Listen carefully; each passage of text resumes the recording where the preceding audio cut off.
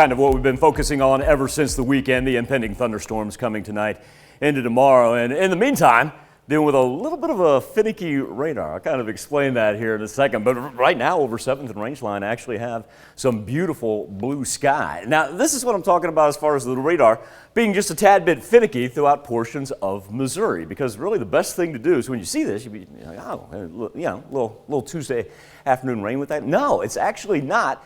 And that's evidenced by, number one, the sweeping radar. None of that really touching the ground. Even up here by Osage Beach, that sweeping radar is picking up. If you go through the Missouri Department of Transportation and their numerous highway cameras, that I see sunshine when I look at those. Sometimes you got to trust your boots on the ground and the pictures that you see compared to what it's actually trying to feed you. One thing it is going to feed us is what's hanging out to the west now, making its way over the Rockies, and this is going to be reflected as well on the severe thunderstorm risk map.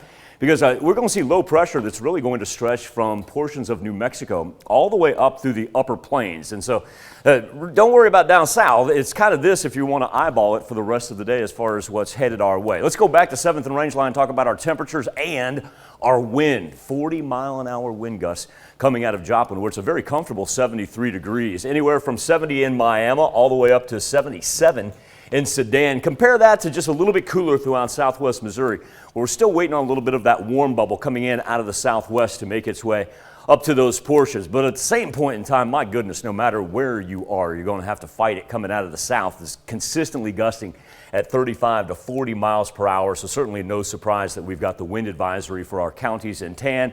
Move out to the west here in that pink, that is a red flag warning. That means do not burn, don't try to burn anything outside. Just gets drier as it gets closer to that low pressure system that we were talking about. And like I said, as far as north-south goes, it is pretty expansive, lasting right now from even portions of Texas all the way up through Kansas, just about making its way into Nebraska. They'll see their barometer fall as well. And so this will be the line that just shifts toward us for the rest of the afternoon and evening. Really not in a hurry, though. The storm system not moving very quickly in any means, but there it gives you an idea as that low pressure originates and moves to the east. As a matter of fact, we find ourselves right in the heart of it. Now, let's go through the low category again. It's been a while since we've spent time talking about this, at least on the KOAM News at Noon.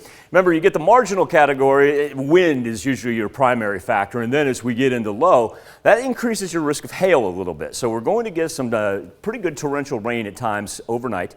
High wind, it's going to shift though, eventually work in from the north. But also too, you see that low category running with that low pressure, and that's an indicator of that increased chance for hail. So here we go. We get started out here, say about 8, 9 o'clock, western edge of southeast Kansas. And as it formulates, kind of works in from the south, and every now and then you see a little portion pop up here. And like I said, it's a little bit sporadic when it starts, but that's some very heavy rain that's coming down. And then as it crosses over into southwest Missouri, say really after midnight, once again, a little bit of a break, but also too, the temperatures begin to fall on the backside of it. Going to take us all the way through the Wednesday morning commute. We know flooding is going to be an issue. Certainly. And then hanging on, at least it tapers off as we get into the afternoon hours intensity-wise, but still lasting up until the afternoon, if not early evening hours. And as an amendment to that, how about this? Look at this. As the system moves through, there we are tomorrow morning. These are actual wind chills, not actual temperatures. Those are wind chills.